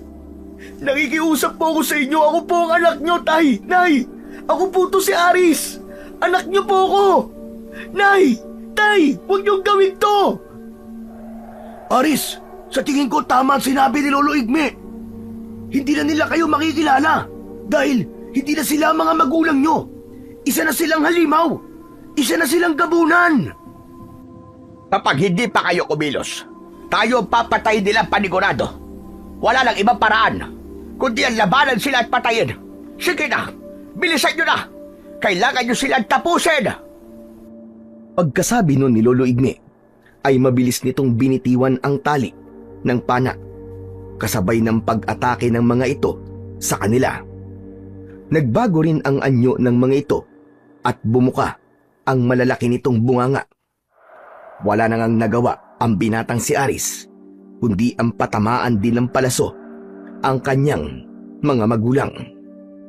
Tinamaan ng kanyang ina sa dibdib at tumagos yun hanggang sa likod, habang ang kanyang ama ay pinatamaan naman niya ng palaso sa gitna ng ulo nito. Magkakasabay ang mag-asawa na bumagsak sa lupa, habang si Mang Ipi naman na tatay ni Tirso ay hindi nito magawang saktan. Kaya naman si Lolo Igmina ang pumanak kay Mang Ipi. Kaya naman, nang tuluyan nilang napabagsak ang mga ito, ay lumapit sina Aris sa kanyang mga magulang. Pareho silang umiiyak ni Tirso, habang si Roy naman ay nakahawak sa balikat ng dalawa nitong kaibigan. Maya-maya pa ay biglang lumakas ang hangin. Ang kanina na pag-iyak ni Tirso ay biglang napalitan ng malalakas na halakhak. Napaatras kagad si Lolo Igme at itinutok ang pana kay Tirso. Aris! Roy! Lumayo kayo sa tabi niya! Pambihira! Bakit hindi ko kagad naramdaman ang presensya niya? Hindi na siya si Tirso! Siya ang pinuno ng mga gabunan! Bilisan niyo! Lumayo kayo sa kanya! Papatayin kayo dyan! Dahil sa pagkabigla ay hindi kagad nakakilos si Aris, kaya nasakal kagad siya ni Tirso. Ganon din si Roy na nabitiwan pa ang hawak-hawak na itak dahil sa labis na takot. Ang tatanga niyo talaga. Ang dali niyong pasakayin sa lahat ng pagpapanggap ko. Pinatay ko na ang kaibigan niyo nang gabing umalis siya sa bahay ng matandang Igme. Hindi niyo ba nakilala ang katawan ng kaibigan niyo na basta ko nalang iniwan sa gilid ng daan? Mga wala talaga kayo kwenta. Mga inutil. Hayop ka. Hayop kang gabunan ka. Magbabayad ka. Demonyo ka. Kayo ang magbabayad sa akin. Lalo pa ngayon na nalaman ko nang taglay nyo ang kapangyarihan ng kabal. Pero hindi nyo ba alam na meron din kayong kahinaan na magagamit ko laban sa inyo? Kung hindi kayo maaaring tablan ng mga sandata dahil makulat ang inyong balat, sasakal ko kayo papatayin. Ito na ang magiging katapusan ng ipinagmamalaki niyong kapangyarihan. Bitiwan mo sila, hayop ka, demonyo ka! Kung hindi, patatamaan ko ng palaso ang ulo mo! Sinasabi ko sa'yo, hindi ako nagbibiro! Subukan mo, tanda! Subukan mo! Patamaan mo ko ng palaso. Tignan ko lang kung tatablan ako ng walang kwenta mong pana. Hindi na nga nag-aaksaya ng oras si Lolo Igme. Agad nitong pinatamaan ng palaso ang noo ng kalaban. Ngunit tumigil lamang yon sa ere. Wala ka nang magagawa, tanda. Nakalimutan mo na ba na taglay ko ang kapangyarihang itim? Kaya naman, ibabalik ko sa'yo ang panang pinakawalan mo. Saluin mo, tanda! Mula sa harapan ni Tirso ay bumaling ang palaso paharap kay Lolo Igme. Kasimbilis ng hangin na lumipad yun at tumama sa dibdib mismo ni Lolo Igme. Napasigaw si Naroy at Aris nang makitang bumulwak ang dugo mula sa dibdib ng matanda na si Lolo Igme. Napaluhod sa lupa si Lolo Igme at nanginginig ang kamay na binali ang dulo ng palaso. Wala kang laban sa kapangyarihan ko kahit may taglay ka pa ng kabal. Dahil sa data mismo na mayroong pinagsamang lakas ng kadiliman at pinagbabara ng kabal ay siya ring magagamit ko sa pagpatay sa'yo. Hindi mo man lang naisip na kapag meron kang binigyan ng kapangyarihan ng kabal na matagal mong iningatan, ay siya ring magiging dahilan ng kahinaan mo. Wala kang kwenta. Inutil! Hindi! Hindi totoo yan! Demonyo ka! Totoo, Igme! Totoo! Pagmasdan mo kung paano kung papatayin sa harapan mo ang dalawang binatang ito. Pipigain ko kanilang leeg. Unti-unti ko silang dudurugin hanggang sa mamatay sila. Naramdaman ni Aris ang paghigpit ng kamay ni Tirso sa kanyang leeg. Iba ang lakas nito at ang kuko nito ay unti-unti na rin na bumabaon sa kanyang leeg. Binitiwan niya ang pana, saka inipon ang lahat ng kanyang lakas at inatake niya ng isang malakas na suntok ang kaibigan niyang si Tirso. Ngunit hindi man lang ito natinag. Maya-maya pa ay unti-unting bumuka ng malaki ang bibig nito. Tangkasa ng lulunukin ang ulo ni Aris nang biglang tumama ang palaso sa loob ng bibig nito. Sa kabila ng panghihina ay nagawa pa rin ng matanda na gamitin ang pana. Sinamantala naman ni Aris ang pagkakataon na yon. Binunot niya kagad ang palaso mula sa bibig ng halimaw at inulit-ulit ang pagsaksak sa mismong noo ng pinuno ng mga gabunan. Ibinaon niya ng gusto ang palaso hanggang sa tumagos yun sa ulo nito. Nabitiwan sila nito at bumagsak sila sa lupa. Mabilis na bumangon si Aris. Dinampot niya ang nabitiwan na pana at agad na pinana ang nakaigang pinuno ng mga gabunan. Inubos niya ang palaso sa katawan nito hanggang sa tuluyang malusaw at maging kulay itim na likido. Aris! Aris, tol! Tumayo ka, dali! Si Lolo Igme! Masama ang tama niya! Saka lang naalala ni Aris ang nangyari kay Lolo Igme. Agad nila itong nilapitan at inalalayan na makatayo. Lolo Igme! Lolo Igme! Tol, Lolo Igme, kailangan niyo sumama sa akin. Gagamutin ko po kayo. Ayos lang ako, Aris.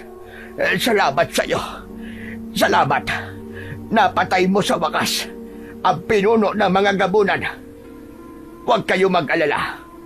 Kapag nalagyan na ng langis ang sugat ko, mawawala rin ito at tuluyan ding gagaling. Mabuti naman po kung ganun. Sige po, kumapit po kayo sa akin. Inalalayan ng magkaibigan ang matandang si Lolo Igme. Saka umalis sila sa lugar na yon. Paglabas nila ng gubat, tumambad sa kanilang paningin ang nangyari sa kanilang baryo. Hindi nila inaasahan na maraming gabunan pa ang naroroon at pinipilit na buksan ang pinto ng bawat bahay ng mga tao. Habang ang iba naman na kalalakihan ay iginapos ang mga gabunan na nahuli ng mga ito. Agad na sumaklolo si Roy at Aris. Pinagtulungan nila ang mga natitirang aswang na gabunan. Tumagal halos ng kalahating oras ang pakikipaglaban nila sa mga aswang, hanggang sa tuluyan na ngang naubos ang kanilang mga kalaban at natira ang mga tao na nanghihinang napaupo sa lupa. Lahat ay hindi makapaniwala sa mga nilalang na umatake sa kanilang baryo. Nagmistulang impyerno ang lugar pagkatapos ng labanan. Pagkatapos ng madugong kaguluhan na yun, ay inalalayan na ng dalawa na makapasok ang matanda sa bahay ng binatang si Aris at ginamot nila ang sugat nito. Pinainom nila ito ng pinagbabaran ng kabal, saka nilagyan ng langis ang sugat. Ngayong tapos na ang misyon ko, ay magpapaalam na ako sa inyo mga binata. Aba, wag naman po kayong ganyan magsalita, Lolo Igme. Hindi pa po kayo mamamatay. Matagal pa po ang buhay nyo. Si Raulo, hindi pa naman ako mamamatay. Nagpapaalam lang ako dahil babalik na ako sa tunay kong mundo. Kaya naman, kayo na ang bahala sa kubo ko. Ingatan mo ang aking kagabitan, Aris. Magmula ngayon, ikaw na ang papalit sa akin bilang isang albularyo na manunugis. Ipagtanggol mo ang karapatan ng mga mamamayan at huwag kang papayag na may mananakit sa kanila. Teka, sandali lang naman po, Lolo Igme. Naguguluhan ako eh. Ano po bang ibig niyong sabihin? Ang totoo, matagal na akong nagbabantay sa baryo na ito. Isa kong ermitanyo na naghahanap ng isang lalaking maglalakas ng loob na humingi sa akin ng proteksyon ng kabal. Sa awa naman ng Diyos, ay natagpuan kita, Aris. Yun lang ang nag-iisang misyon ko para iwanan na ang lugar na ito. Teka, Lolo Igme. Ang ibig niyo po bang sabihin taga-ibang lugar po kayo? Nakatira po kayo sa mundo ng mga engkanto, ganun po ba? Tama ka. Natumbok mo, Aris. At ngayon, na napatay mo na ang pinuno ng mga gabunan, wala nang dahilan para manatili pa ako rito. Kung ganun po, Lolo Igme, matagal na po pala kayong nagbabantay sa aming lugar nang hindi po namin namamalayan. Ganun na nga, Roy. Maraming salamat po sa inyo, Lolo Igme. Salamat po sa tulong nyo. Kung hindi po dahil sa inyo, baka matagal na pong naubos sa mga tao rito. Baka wala na rin po kami. Walang ano man yun, Aris. Ang mahalaga ay panatilihin nyo ang pagiging mabuting tao. Wag na kayong magdadalawang isip para tumulong sa iba. Ngayong nalaman mo na rin ang kahinaan ng kabal. Sa susunod, ay iiwasan mo na maulit ang nangyaring yung kanina. Kahit ako ay nagulat at hindi na naisip ang bagay na yon. Muntikan patuloy tayo. Talaga po pala na hindi sa lahat ng oras ay malakas ang kapangyarihan o agimat. Meron din silang kahinaan. Mabuti na lang po at nagawa niyo pa rin po kaming tulungan. Salamat po talaga sa inyo, Lolo Igme. Akala ko po ba, kapag engkanto po malakas at kayang lumaban po sa mga aswang? Roy, hindi naman ako ang engkanto na may taglay na malakas na kapangyarihan na katulad sa kwento ng matatanda. Isa lamang akong ordinaryong engkanto na nangangalaga sa kabal. Kung wala yon, abay mahina ako. Sa mundo namin, hari at reyna lang ang may malakas na kapangyarihan. Ganun po pala. Akala ko po kasi may taglay po kayong kapangyarihan na kaya pong pumatay sa mga aswang. Naikwento ko na sa inyo. O siya, sige na. Ako'y aalis na. Yung mga ibiniling ko ha, magpakabait kayong maigi. Ingatan nyo ang inyong baryo. Saka ingatan nyo ang kabal. Kung wala yan, wala kayong magagawa sa puwersa ng kasamaan. At higit sa lahat, manumbalik kayo sa pananampalataya sa Panginoong Diyos na siyang pinakamakapangyarihan sa lahat laban sa lahat ng uri ng kasamaan. Mula sa kanilang harapan ay lumitaw ang liwanag. Bumalot yun sa katawan ni Lolo Igme hanggang sa maglaho ang matanda at naiwan ang isang malaking tipak ng kahoy na sa tingin ni Aris ay ang kabal na matagal nang iniingatan ng matanda. Nagkatinginan silang dalawang magkaibigan. Bagamat may lungkot sa kanilang mga mata, ay nagpasalamat sila na kahit papano ay nakasama nila ang matanda sa laban. Samantala, pagkatapos ng kaguluhan sa baryo ng Hagonoy, ay bumalik ang katahimikan sa lugar. Si Aris ang nagpatuloy sa naiwan ni Lolo Igme bilang isang albularyong manunugis. Si Roy naman ay kasakasama niya palagi at katulong sa paggamot sa mga pasyente. Madali rin natutunan ng binata ang mga orasyon dahil nakasulat yon sa iniwan na libro ng matanda. Sa kasalukuyan ay may asawa at mga anak na si Aris. Nakatira sila sa bahay ni Lolo Igme. Masayang namumuhay kasama ng kanyang pamilya. Sa tuwing makikita niya ang mga pana na nakasabit sa dingding, ay naaalala niya ang naging kabutihan ni Lolo Igme sa kanya. Habang ang kaibigan naman niyang si Roy ay nagpatuloy sa pag-aaral at ngayon ay isa ng ganap na pulis. Si Aling Corina naman na nanay ni Tirso ay umalis sa baryo nang malaman ang nangyari sa anak, hanggang sa tuluyan nang nawala ang kwento tungkol sa mga gabunan na sumalakay noon sa baryo ng Hagonoy.